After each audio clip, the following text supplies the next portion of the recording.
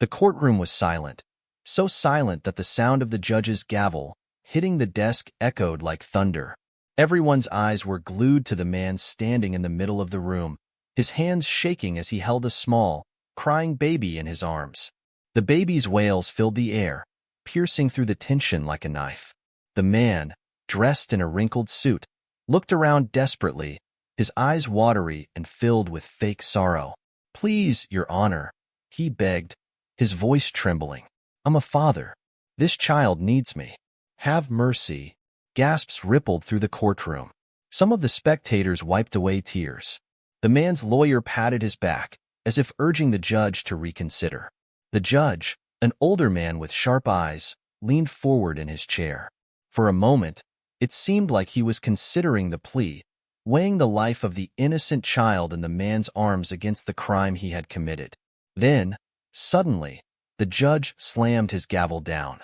"This is a disgrace," he said, his voice booming. The entire courtroom froze. The man's face twisted with confusion. His lawyer stuttered, "Your Honor, surely you—" "I know exactly what you're trying to do," the judge interrupted. His eyes locked onto the suspects, cold and unshaken. The man tightened his grip on the baby, his entire body tense. The judge's next words sent shockwaves through the room. "That is not your child." A deafening silence fell over the courtroom. Before anyone could react, a woman's loud cry shattered the silence. "That's my baby!" she screamed from the back of the room. Chaos erupted. Hours before this shocking moment, the suspect, a man named Peter Langley, sat alone in a small, dimly lit apartment. His forehead was sweaty, and his hands were trembling as he looked at the newspaper in front of him. Langley to face Judge Walters tomorrow in high-profile fraud case. He swallowed hard.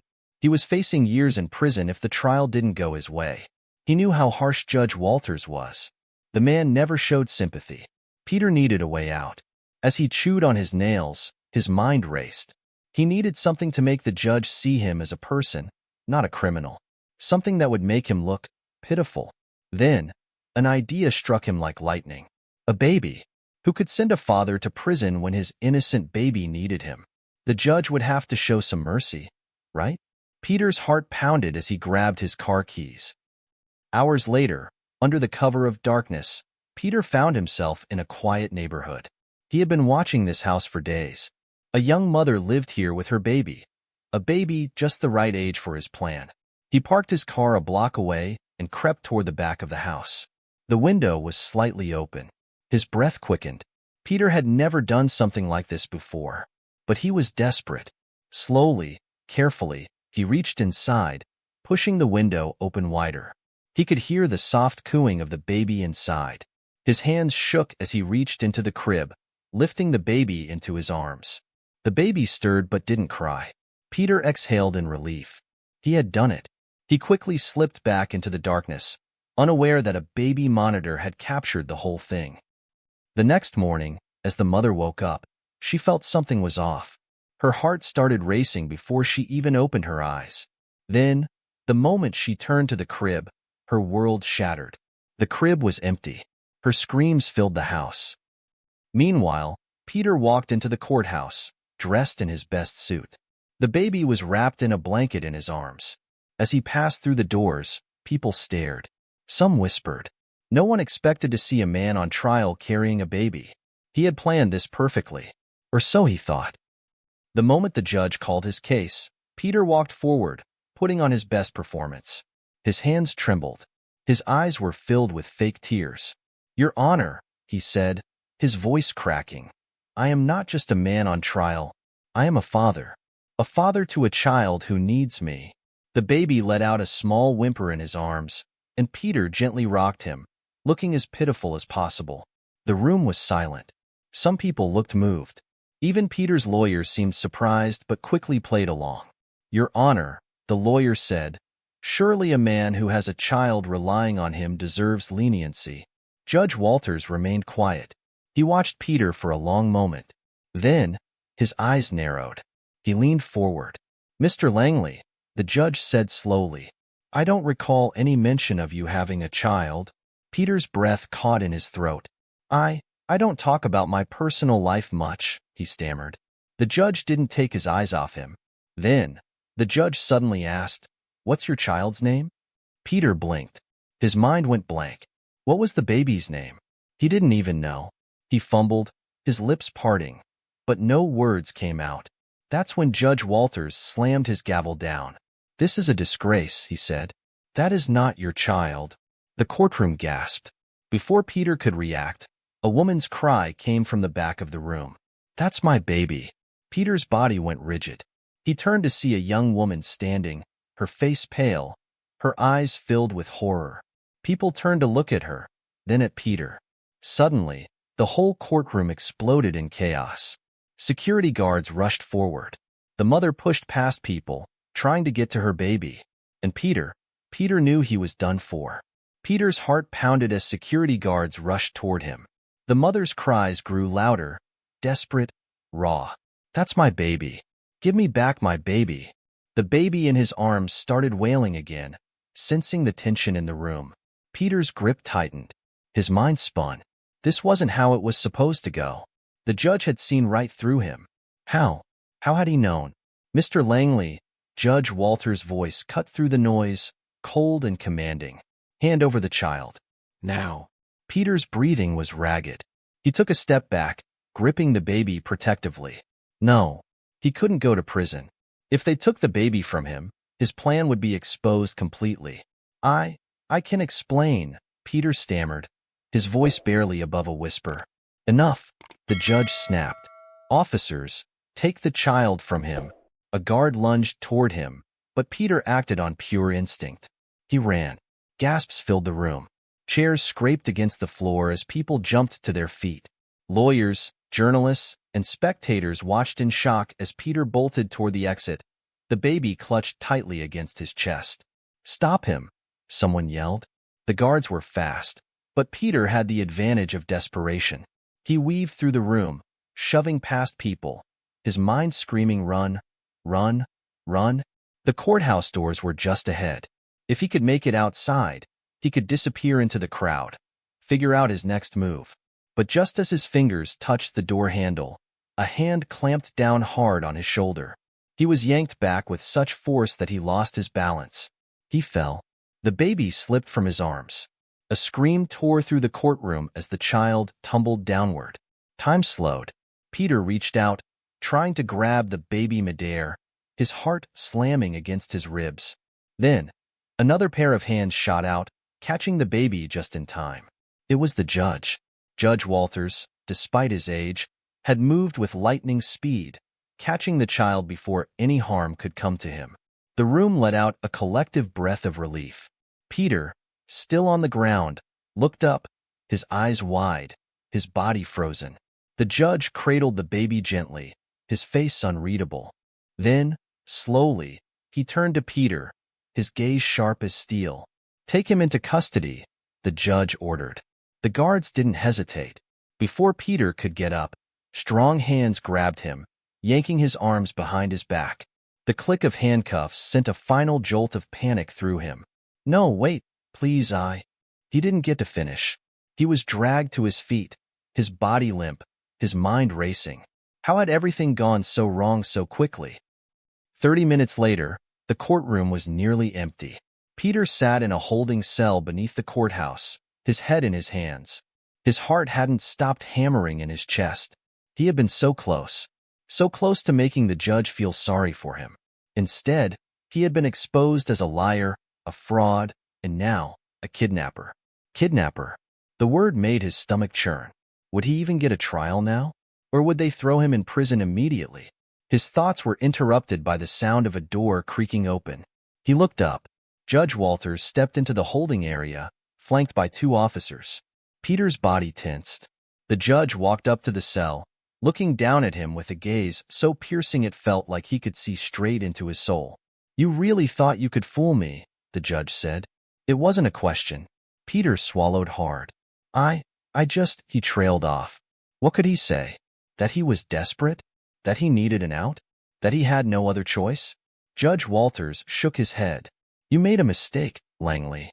And this time, there's no talking your way out of it." Peter clenched his fists. He had to think of something. Anything. Then, the judge said something that made his blood run cold. You didn't just commit fraud. The judge's voice was low, controlled. You kidnapped a child. That's a federal crime. Peter's throat tightened. Federal crime. That meant longer prison time. Harsher punishment. No, no, no, no. You don't understand. Peter tried again, panic rising in his voice. I wasn't going to hurt him. I just needed the court to see me differently. That child could have been hurt. The judge cut him off, his voice turning ice cold. Do you even know what you've done?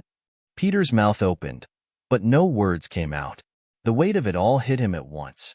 He hadn't just faked a sob story. He hadn't just tried to gain sympathy. He had taken someone's baby, and now he was going to pay the price. Upstairs, the baby was safely back in his mother's arms. Tears streamed down her face as she rocked him, whispering, "Mommy's here. Mommy's here." The entire courtroom had been left shaken by what had happened. But one person in particular had been affected more than anyone else. The judge. As he returned to his chambers, Judge Walters sat down heavily in his chair, staring at the wall. This case was different from any he had ever handled, because he knew what it was like to lose a child. A long time ago, Judge Walters had lost his own son, and something about the look in that baby's eyes had reminded him of the child he had once held in his arms. For the first time in years, a case had rattled him. He closed his eyes. This wasn't over. Not yet. And before it was, more shocking truths were going to come to light. Peter sat in the cold holding cell, his head resting against the damp wall. His breathing was shallow, his mind racing with a million thoughts. This wasn't supposed to happen. His plan had been perfect. He had spent hours rehearsing his speech, perfecting his pathetic look, and even practicing the way he would hold the baby to seem the most vulnerable. But Judge Walters had destroyed everything in a matter of seconds. Now, instead of being a man begging for mercy, he was a criminal of the worst kind, a kidnapper. Peter clenched his jaw. No, there had to be a way out of this. He wasn't going to rot in a prison cell. Not like this. Footsteps echoed down the hallway. He looked up just as his lawyer, Stephen Grady, entered. The man was fuming, his normally slicked-back hair slightly disheveled. He slammed his briefcase down onto the metal table in the center of the cell. "What the hell were you thinking, Peter?" Stephen hissed. "A baby? A baby? Do you have any idea how much worse you just made things for yourself?" Peter swallowed hard but said nothing. Stephen exhaled sharply, running a hand over his face. "Kidnapping, Peter. Do you know what that means? You just turned your fraud case into a life sentence if they decide to go hard on you." "I didn't hurt the kid," Peter mumbled. Stephen let out a bitter laugh. "That doesn't matter. You took a child. That judge was already looking to bury you. And now you handed him the biggest shovel he could ask for." Peter felt his stomach twist. He already knew all of this, but hearing it out loud made it worse. Stephen sat down across from him, staring hard. "Tell me the truth. How did you even get that baby?" Peter hesitated. If he admitted it, that meant there was no turning back. But what choice did he have now? He took a deep breath. "I went to the house last night. I waited until the mother was asleep and took him through the window." Stephen's face went pale. "You broke into a house and stole a child?" Peter nodded slowly. Stephen let out a string of curses under his breath and pinched the bridge of his nose. "Jesus, Peter. This isn't just kidnapping. This is breaking and entering." Peter's throat tightened. He hadn't thought of that. Stephen leaned forward, lowering his voice. "Listen to me very carefully. The only thing that might save you right now is a deal. And trust me, we are going to need one." Peter frowned. "A deal? What kind of deal?" "One where you tell them everything. The truth. You give them full cooperation, and we beg, for a reduced sentence." Peter shook his head. "No, there's got to be another way." Stephen's jaw clenched. "There isn't another way, Peter. The evidence is stacked against you. They have the security footage from the house, the baby's mother who identified you, and, oh, let's not forget, an entire courtroom of witnesses who saw you try to run with the child." Peter felt his breathing quicken. No, this wasn't happening. He wasn't supposed to be here. He was supposed to be free. Stephen's voice cut through his thoughts. "There's one more thing," he said, his tone darker now. Peter hesitated. "What?" Stephen sighed, his fingers tapping against the table. "The judge. He wants to meet with you personally." Peter froze. "Why?" he asked, his voice barely above a whisper. Stephen shook his head. "I don't know. But if I were you, I'd be worried." The next morning, Peter was escorted out of his cell and taken through a side door. 2 guards flanked him, their grips firm on his arms. As they reached a private conference room, one of the guards knocked on the door. A deep voice responded from the other side. "Let him in." The guards pushed the door open and shoved Peter inside before stepping back. Judge Walters sat at the long wooden table, his hands folded in front of him. His face was unreadable. The room was silent as the guards closed the door behind Peter. Peter shifted uncomfortably under the judge's piercing stare. Then, finally, Judge Walters spoke. "Sit down, Mr. Langley." Peter hesitated, then slowly lowered himself into the chair across from the judge. Judge Walters watched him for a long moment before finally speaking again. "You have done many things in your life, Peter. But this is a new level of disgrace."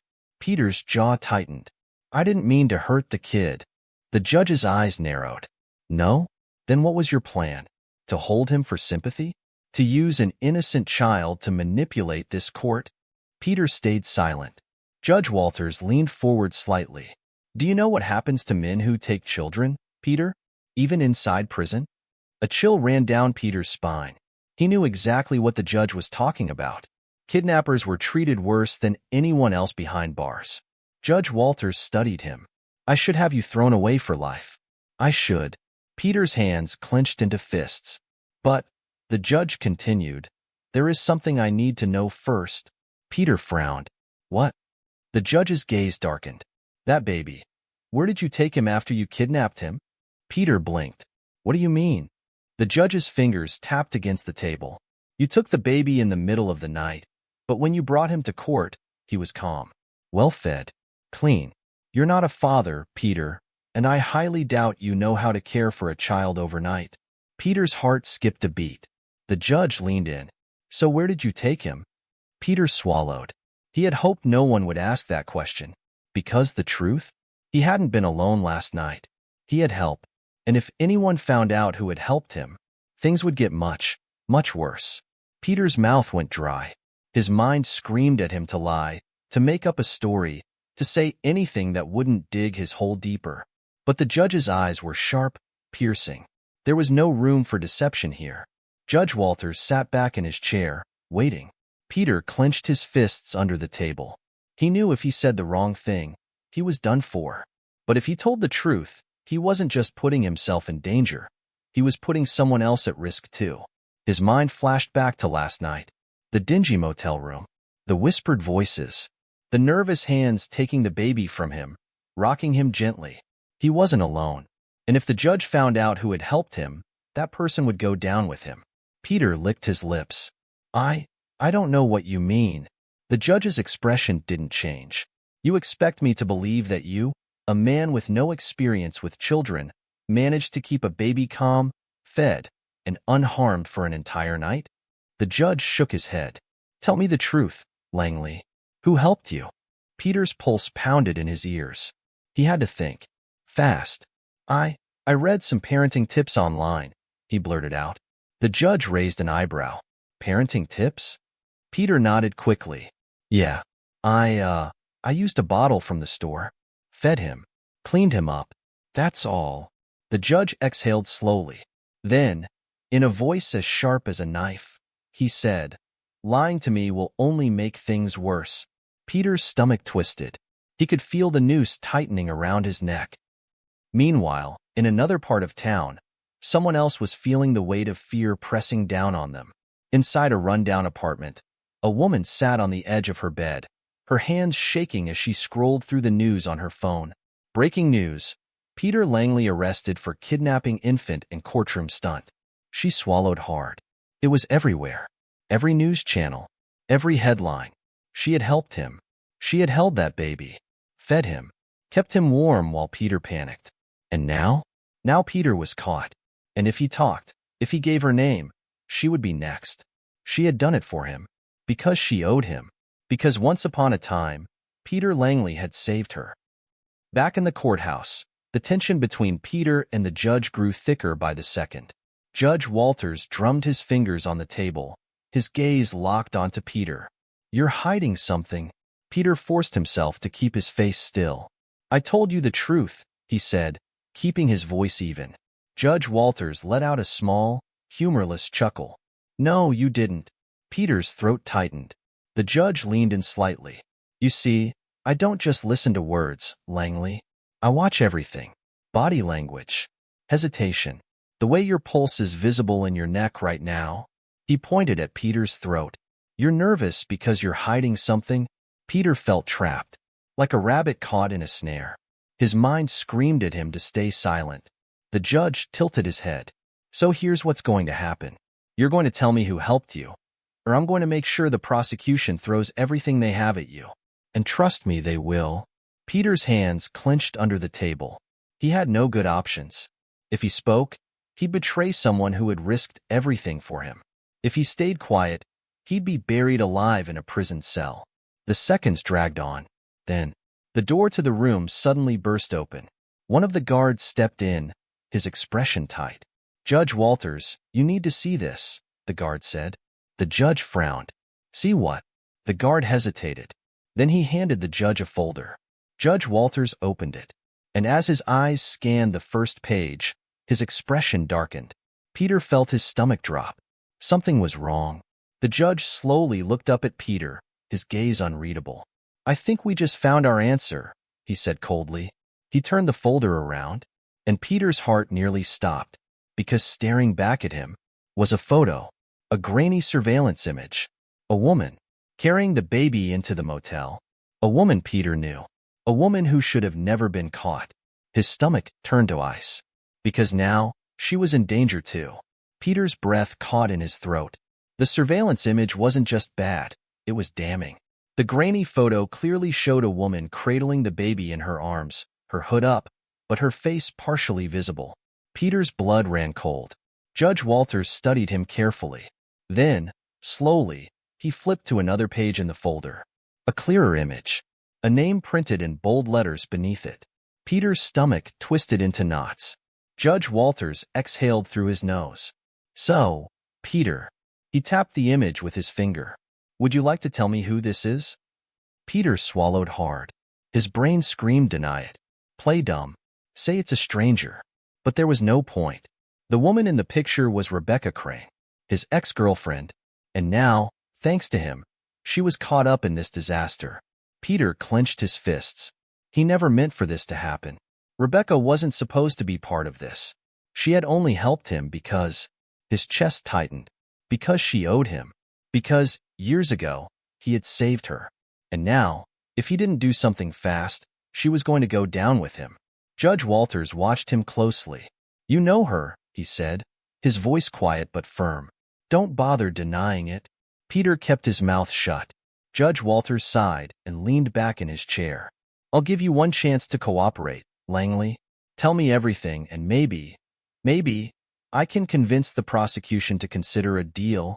Peter felt trapped. If he spoke, Rebecca's life was over. If he stayed silent, they'd still find her eventually. But maybe, there was a way to spin this.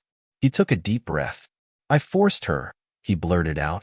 The judge's eyebrows lifted slightly. Peter ran with it. "She didn't know what I was planning," he said quickly. "I showed up at her place in the middle of the night. She was scared. I told her if she didn't help me take care of the baby, I'd turn her in for something she did years ago. That wasn't true. But if they thought she was just a scared accomplice, she might get off easier." Judge Walters studied him. "You forced her?" Peter nodded. "She had no choice." There was a long silence. Then, Judge Walters flipped the folder closed. "Well," he said, his voice laced with something Peter couldn't quite place. "That's very interesting, Peter." Peter frowned. "Why?" The judge slid the folder across the table. "Because we already brought her in for questioning." Peter's heart stopped. "What?" Judge Walters leaned forward, His gaze locked onto Peter's. And guess what? The judge's lips curled into something between a smirk and a grimace. She told us a very different story. Peter felt his body go numb. He wasn't expecting that. Rebecca talked? What had she said? What did she tell them? Judge Walters continued. She said you came to her panicked, begging for help. She said you didn't threaten her, Peter. She said she chose to help you. Peter's breathing grew shallow.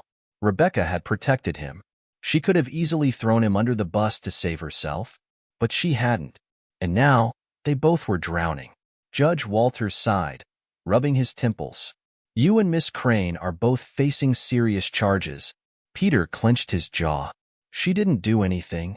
Oh, but she did. The judge's eyes darkened. She knowingly harbored a kidnapped child. That makes her an accomplice.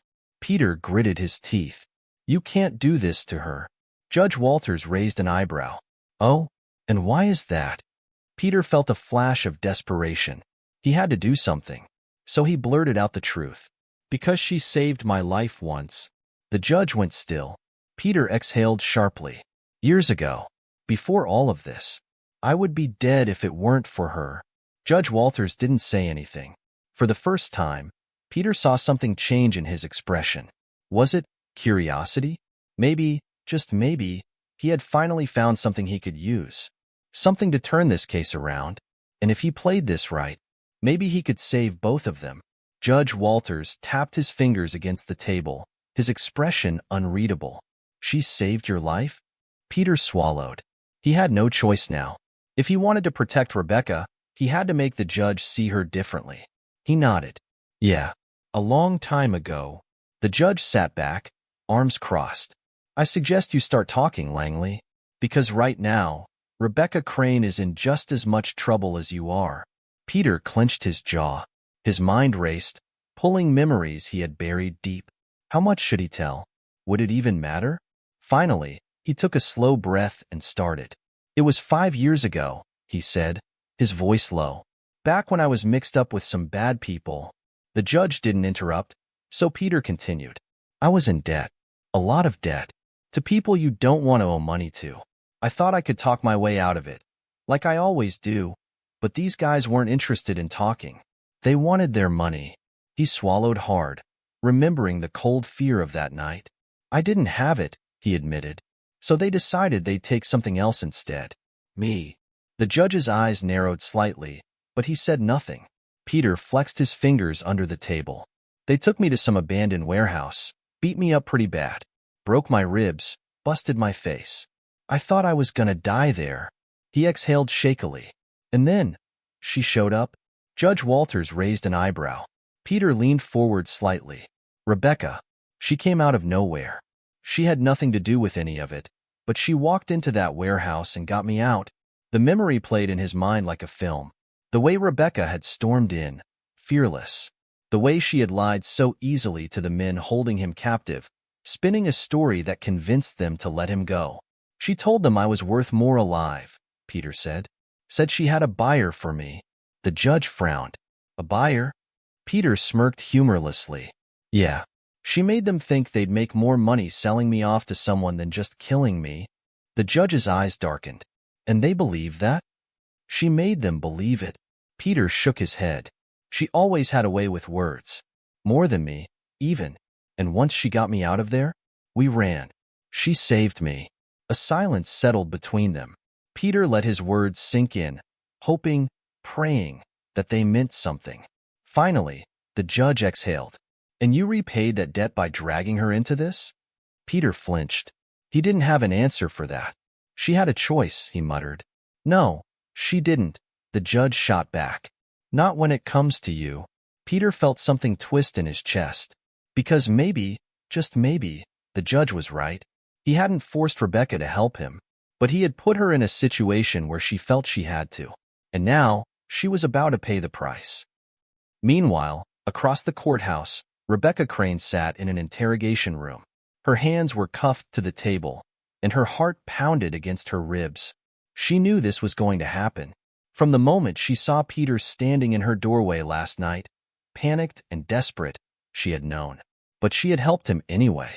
Because once, a long time ago, She had looked into Peter Langley's eyes and seen something she had never seen in anyone else. Someone just like her. Someone who had spent their whole life talking their way out of trouble. Someone who always thought they were one step ahead, until they weren't. And now, here they both were. The door creaked open. Rebecca looked up as a prosecutor walked in. A tall woman in a dark suit, her eyes sharp and calculating. She sat across from Rebecca, folding her hands on the table. "Miss Crane," she said smoothly, "do you know why you're here?" Rebecca forced herself to keep her expression neutral. "I have a guess." The prosecutor smirked slightly. "Then you know what's coming next." Rebecca said nothing. The prosecutor leaned forward. "I'm going to make this easy for you. Right now, you're facing accomplice to kidnapping charges. That's a minimum of 10 years. Minimum." Rebecca swallowed hard. "But," the prosecutor continued, "I can offer you a deal." Rebecca's fingers twitched. Here it was. The deal. "I want Peter Langley," the prosecutor said. "The full truth. No holding back. You help us bury him, and we reduce your sentence."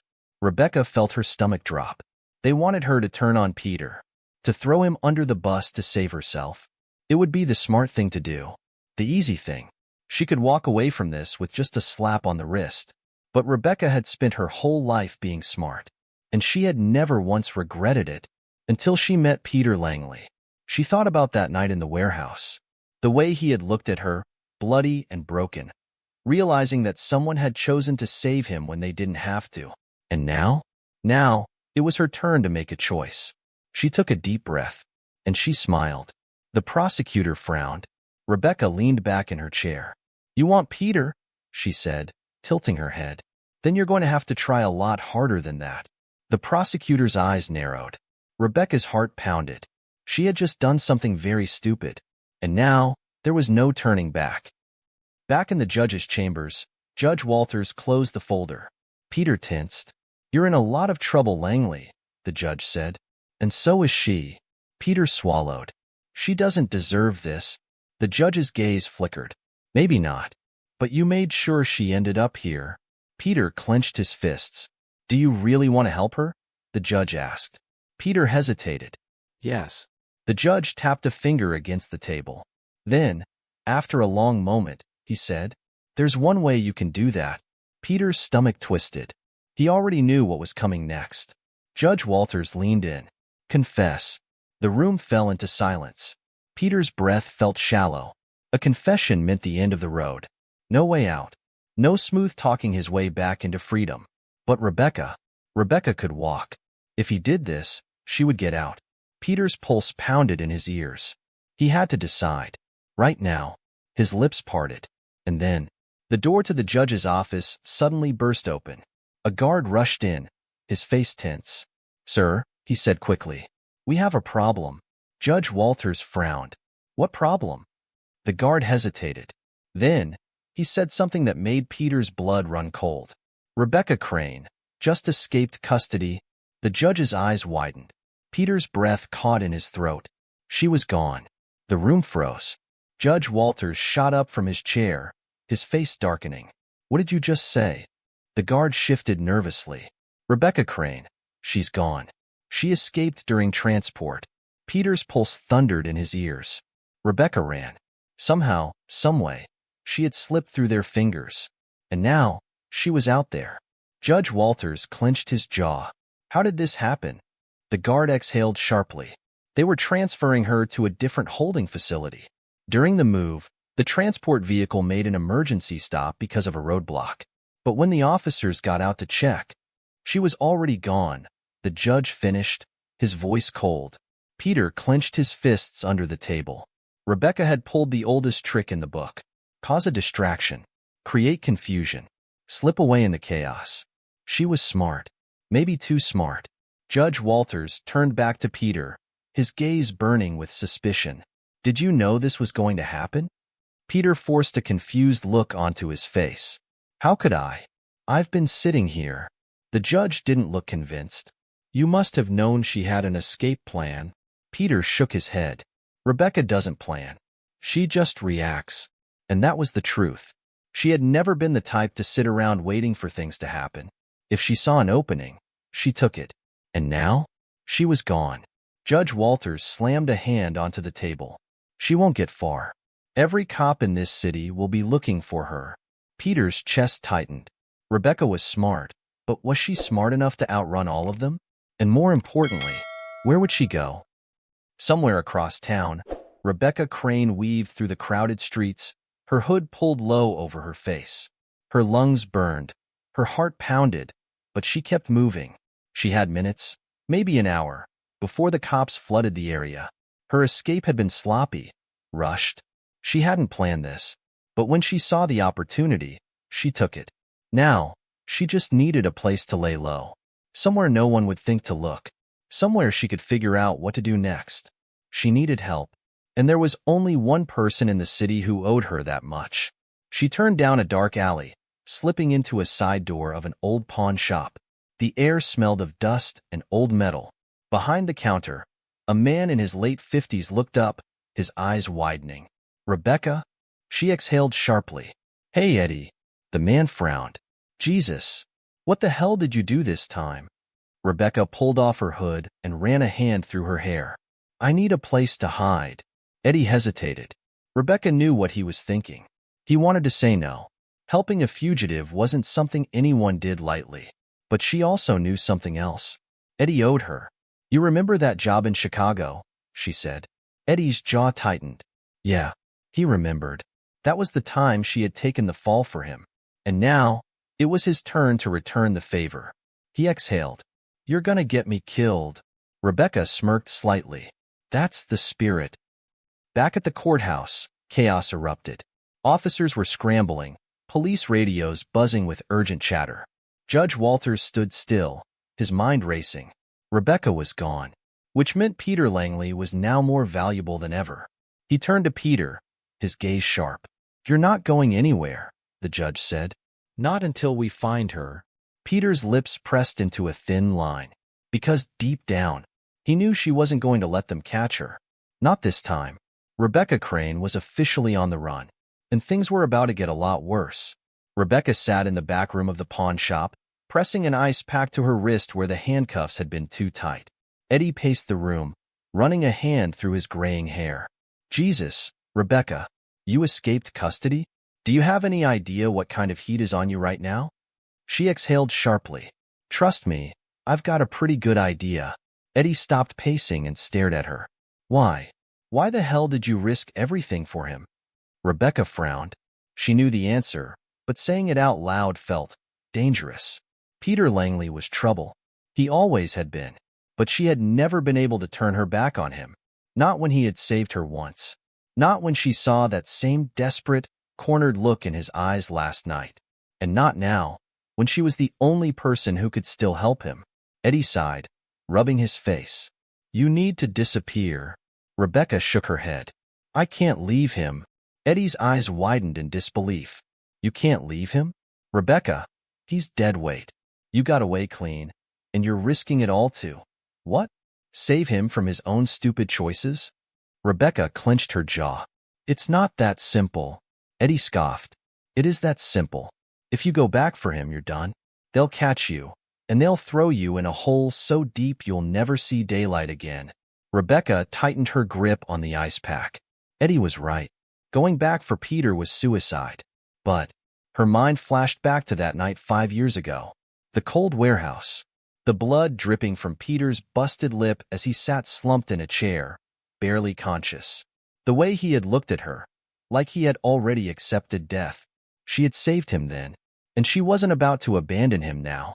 She took a deep breath and looked Eddie straight in the eye. I need a way to talk to him, she said. Eddie threw up his hands. You're insane. Maybe, she admitted. But I need your help. Eddie groaned. You always need my help. Rebecca smirked. And you always give it. Eddie muttered a curse under his breath, then stormed off to the other room. A few minutes later, he came back and tossed a burner phone onto the table. Rebecca grabbed it and quickly dialed a number she knew by heart. Back at the courthouse, Peter sat in the holding cell, staring at the ceiling. He had no idea what to do. Rebecca was gone, which meant she was either free or on borrowed time. The guards had been on edge since her escape. More officers patrolled the hallways, the tension in the air thick enough to choke on. Then, the guard at the desk outside his cell frowned as his radio crackled. Peter barely paid attention, until the guard suddenly turned toward him, his expression unreadable. "You've got a call." Peter frowned. "A call? From who?" The guard gave him a long, hard look before standing up. "No idea. But the judge wants you to take it." Peter's chest tightened. This wasn't normal. The guard unlocked the cell door and led him down a hallway to a small, private office. Inside, a single desk phone sat on the table. Judge Walters stood beside it, arms crossed. The judge nodded at the phone. "Pick up." Peter hesitated. "Who is it?" The judge's eyes darkened. "Why don't you find out?" Peter swallowed hard and slowly reached for the phone. He lifted it to his ear. And the moment he heard the voice on the other end, his blood ran cold.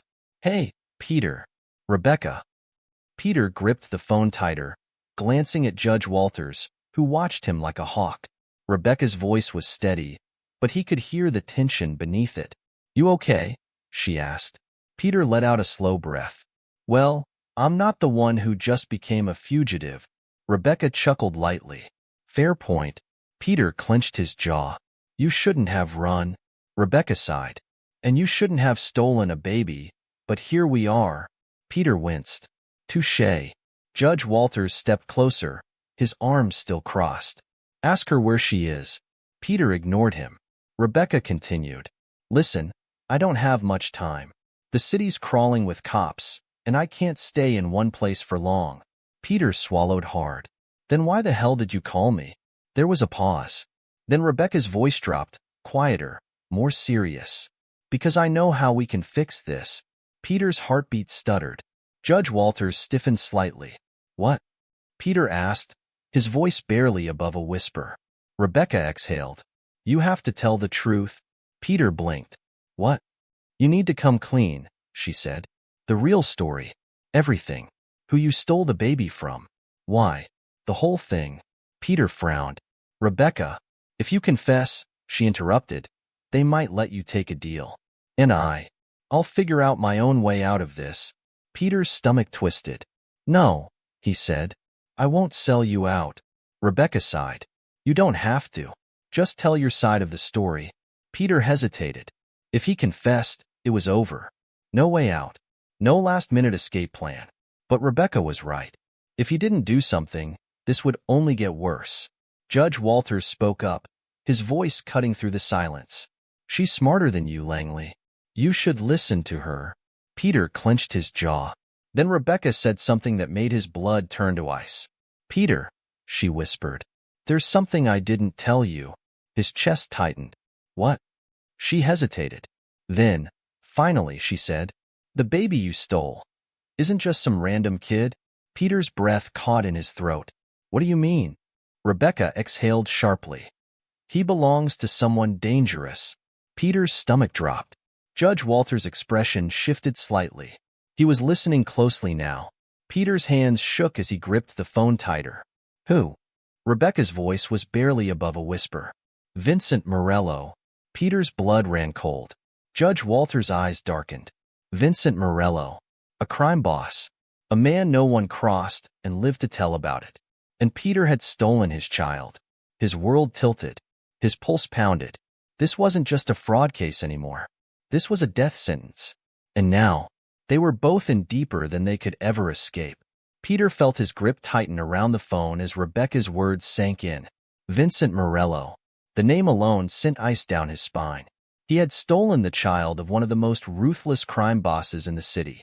A man with blood on his hands, power in every corner, and a reputation for making people disappear without a trace.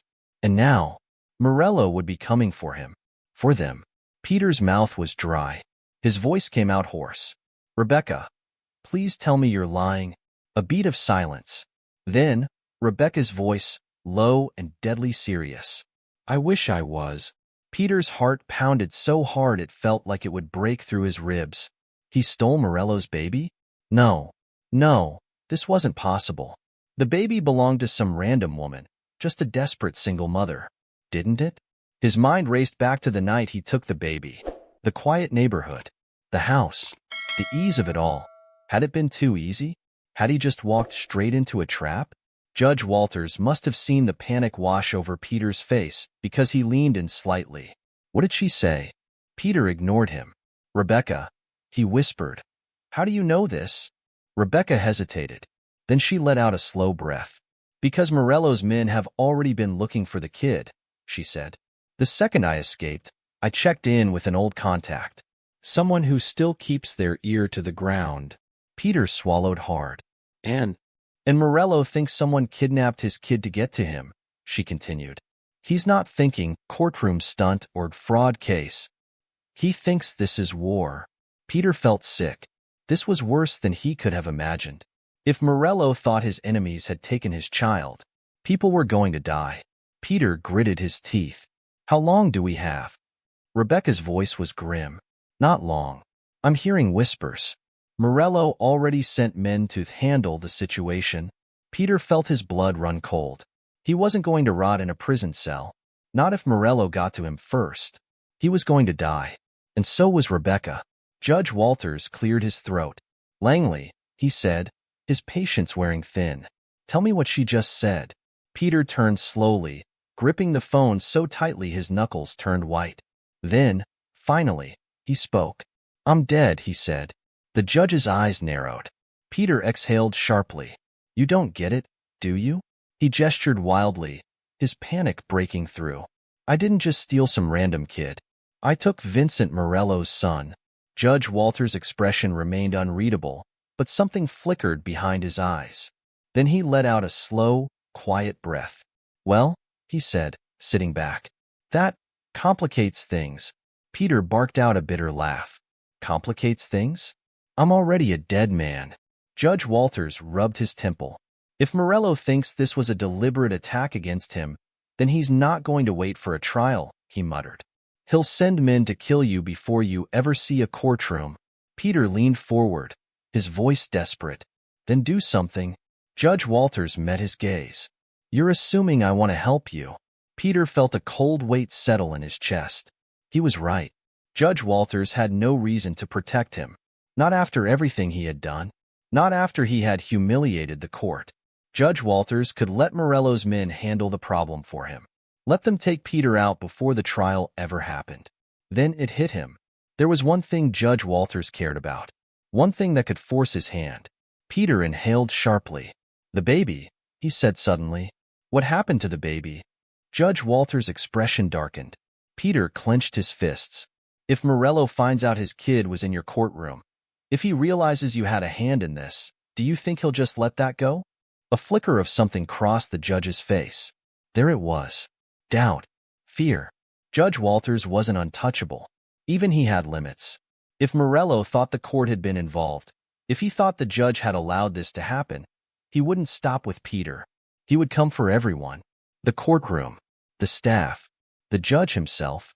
Judge Walters exhaled sharply, standing up. Stay here. Peter let out a bitter laugh. Not like I have a choice.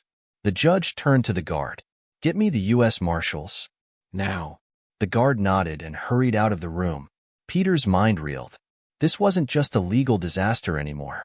This was about survival. The cops wouldn't be fast enough. The law wouldn't be enough. Morello would come. And when he did, there would be no mercy. Peter put the phone back to his ear. Rebecca, he whispered.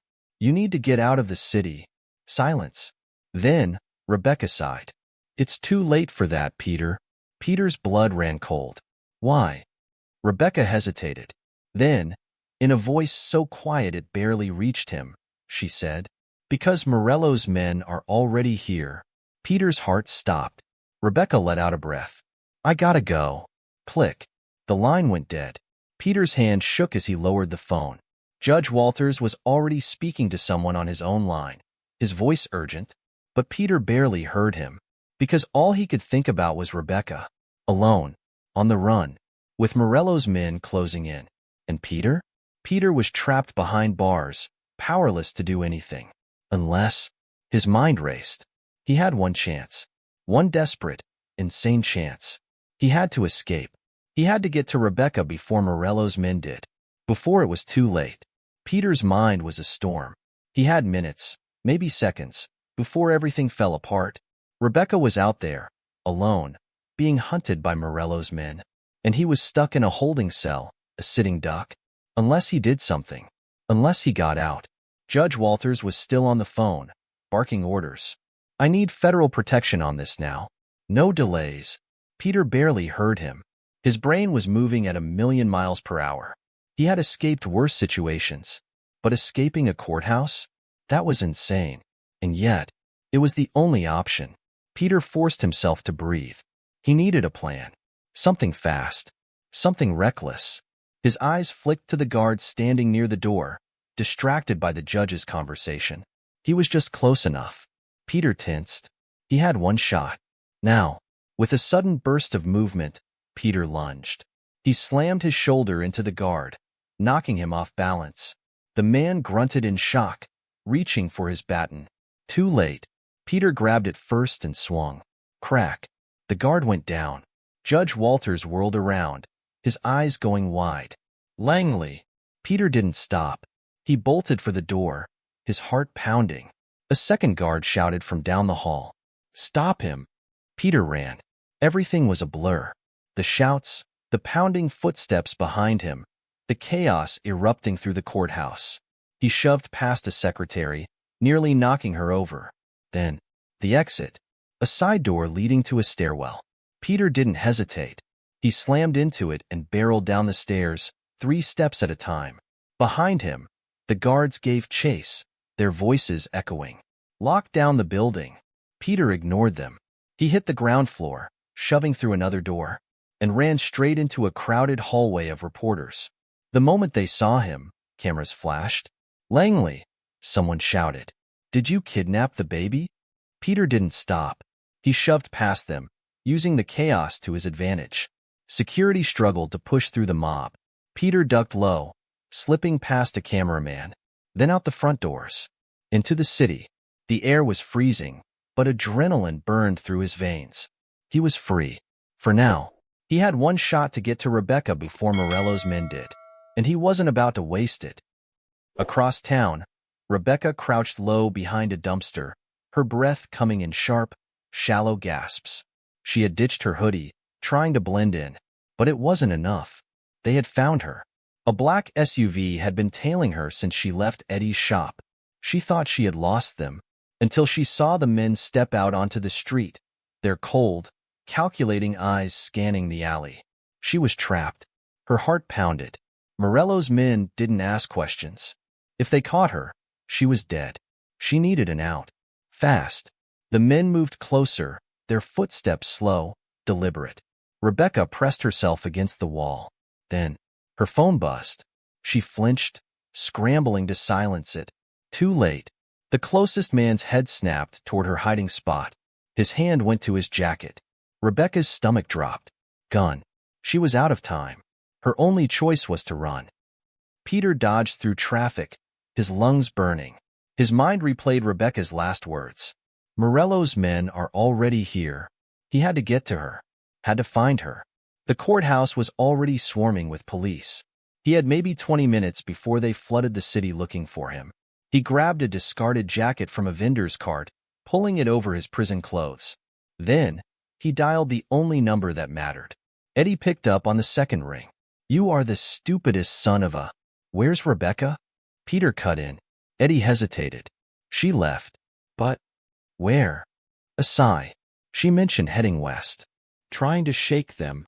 Peter turned on his heel and sprinted toward the subway. If she was heading west, he knew where she was going. And if Morello's men had found her first, Peter's chest tightened. He wasn't going to let her die for his mistake. Not now. Not ever. Rebecca bolted from her hiding spot just as the first gunshot cracked the air. People screamed. A bullet whizzed past her ear, embedding itself into a brick wall. She sprinted through the alley, dodging trash bins, pushing past a homeless man who shouted in alarm. Behind her, the men chased. She reached the street and made a sharp turn, straight into another black SUV screeching to a stop. The back door swung open. A man in a suit stepped out. He was older, with slicked back hair and cold, dead eyes. He smiled. Vincent Morello.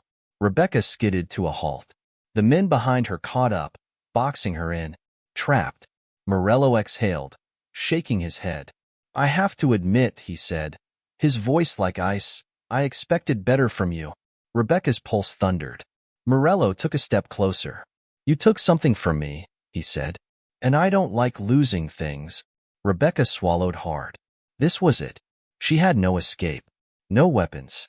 No chance. Then, a voice. Casual. Calm. And so stupidly familiar. Well, Peter Langley said, stepping into the light, if it isn't the most overdramatic criminal in the city. Rebecca's breath hitched. Peter. He found her. Morello turned slowly, his expression unreadable. Peter smirked, hands in his pockets. Let's talk, Vinny, he said. Morello's eyes darkened. Then he snapped his fingers. The men grabbed Rebecca. Peter's stomach dropped. Morello smiled. I don't do talks. Peter clenched his jaw. Then, suddenly, gunfire erupted. Chaos exploded in the alley. Peter dived behind a car as bullets shredded the air. Rebecca struggled against the men holding her, her eyes wide with panic. And Peter? Peter realized he had one chance left. The only way out. He had to do something insane. He had to bet everything. So he did.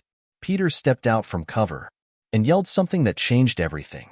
Morello, the kid's alive. And I can tell you who really took him. The shooting stopped. Everyone froze. Morello's gaze turned to stone. Peter exhaled sharply. This was it. The final gamble. And if he was wrong, he and Rebecca were already dead. The silence in the alley was suffocating. Morello's men held their guns steady, fingers twitching over the triggers. The tension crackled like electricity, thick and unrelenting. Peter stood tall, trying not to let his legs buckle under the weight of every deadly stare pinned on him. Rebecca's breath was ragged. The men holding her hadn't loosened their grip, but now, they weren't pulling her toward the SUV. They were waiting. Morello's dark eyes bored into Peter's, his expression unreadable. Then, slowly, he smirked. I don't believe you, he said, his voice smooth as ice. Peter let out a dry laugh. I don't care if you believe me. I care that you're listening. Morello tilted his head.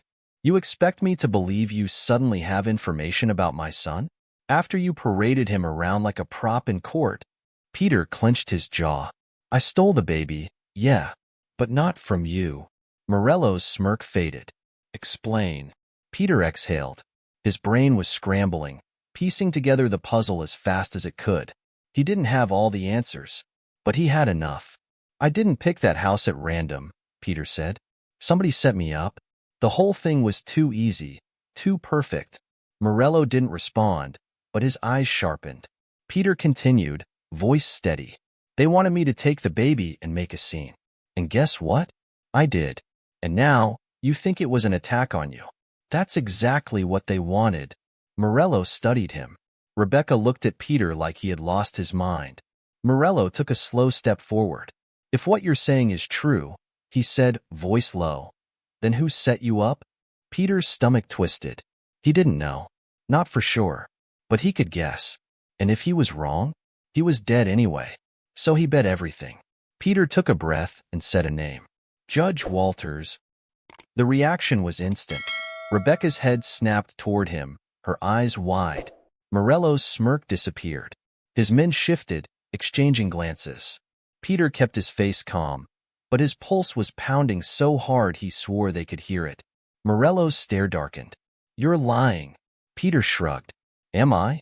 Think about it. You've been looking for your kid for weeks. Meanwhile, I magically steal a baby and bring it straight into his courtroom?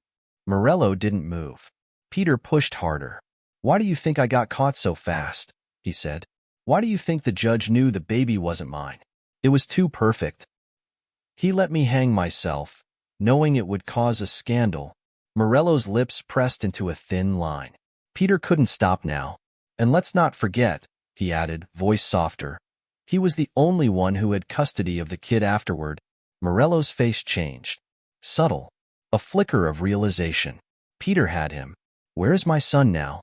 Morello asked. Peter exhaled sharply. That's the question, isn't it? Morello's hands clenched into fists. If you're playing me, I'm not, Peter cut in. I don't want to die, Morello. But if we keep standing here, arguing, your real enemy is getting away. The air in the alley shifted. Morello's men glanced at him, waiting for orders. For the first time, Morello looked uncertain. Rebecca's breath hitched. Peter had him on the edge. Now, he just had to push him over. Peter inhaled slowly. Let me go, he said. Let me prove it. Morello's jaw tightened. Then, he nodded. His men released Rebecca. She stumbled, catching herself on the wall, eyes darting to Peter. Morello exhaled through his nose. Find Walters, he ordered his men. Now. They moved immediately, disappearing into the night. Morello turned back to Peter, his eyes cold. You get one chance to be right, Langley. Peter swallowed. I won't need more than one. Morello studied him for another second, then turned to Rebecca. I don't like loose ends, he said simply. Rebecca glared. Then maybe you should tie your shoes better. Peter winced. Morello grinned. Then, without another word, he climbed into the SUV. The car pulled away, vanishing into the city. And just like that, Peter and Rebecca were alive. For now. The moment they were alone, Rebecca rounded on him. Judge Walters? Are you insane? Peter held up his hands. Hey, it worked. Rebecca stared at him. You pulled that out of thin air. Not thin air, Peter corrected. It made sense. Rebecca let out a frustrated groan. Do you even have proof? She demanded. Peter hesitated. Then, finally, no, he admitted. Rebecca let out a bitter laugh. Oh, that's great, Peter. Fantastic. You just put a target on a federal judge's back, and you have nothing to back it up? Peter exhaled. We'll find proof. Rebecca ran a hand over her face. This is suicide. Peter nodded. Probably. Rebecca glared. I hate you. Peter smirked. No, you don't. Rebecca opened her mouth to argue. But sirens blared in the distance. They both tensed. Morello wasn't their only problem. Peter had escaped custody. Every cop in the city would be looking for him. They needed to move. Rebecca shook her head. You better be right about this. Peter met her gaze. If I'm not, he said, we're dead anyway.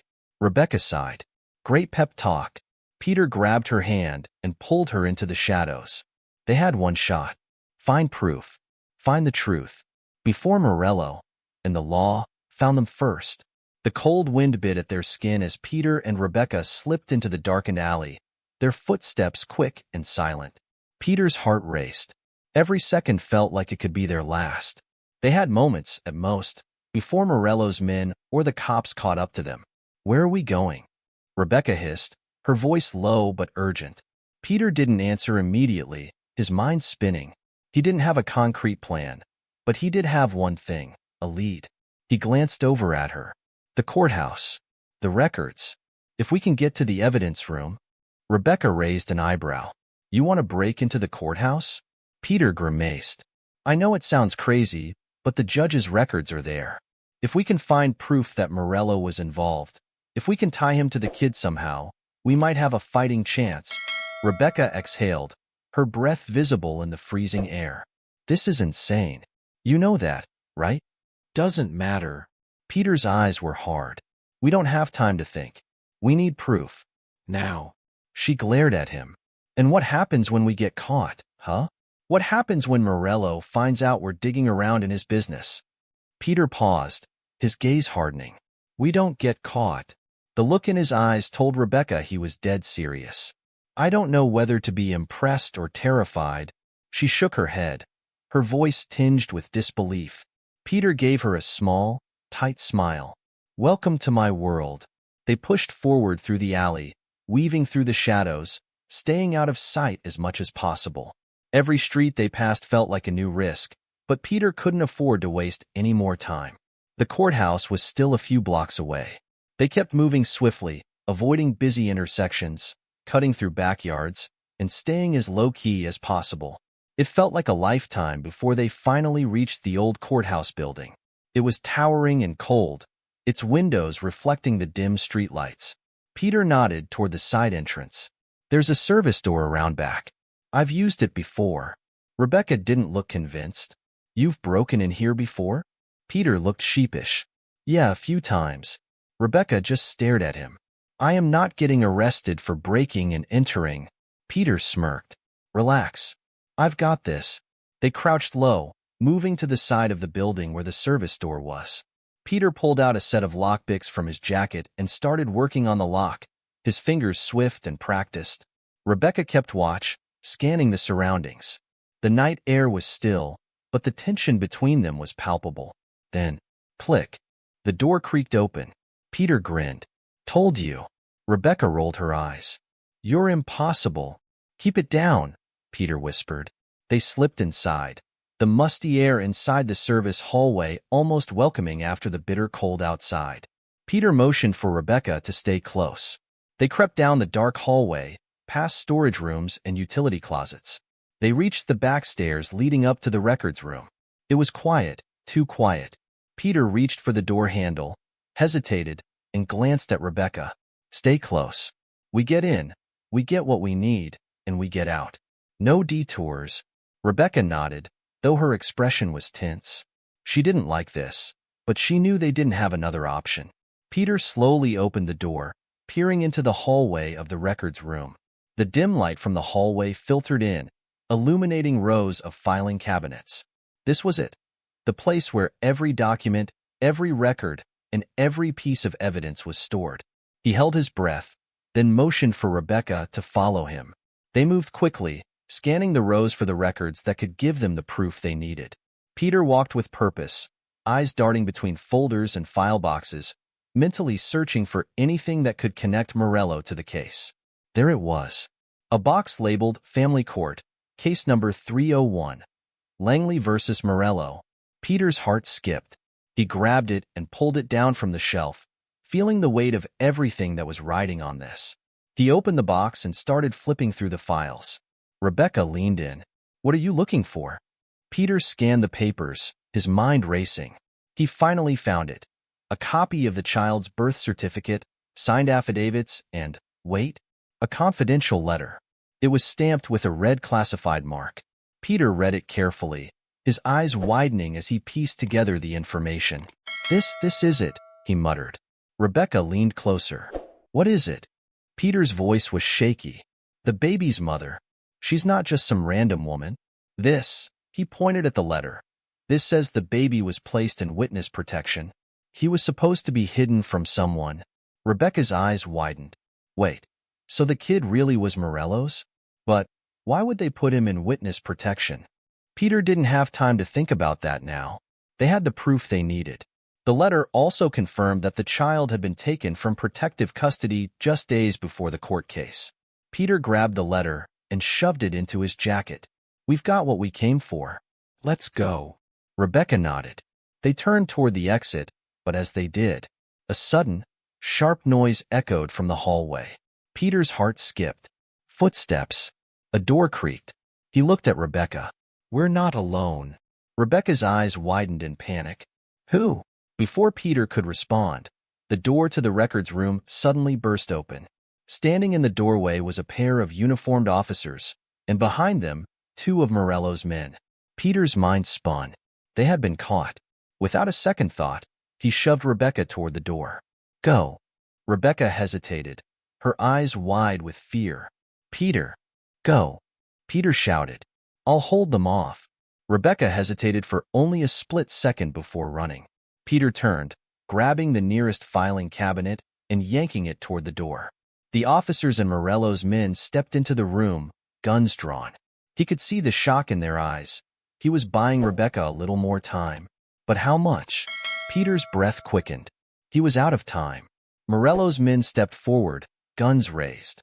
Peter's hand trembled, but he kept his focus. He had one shot to get out of this alive.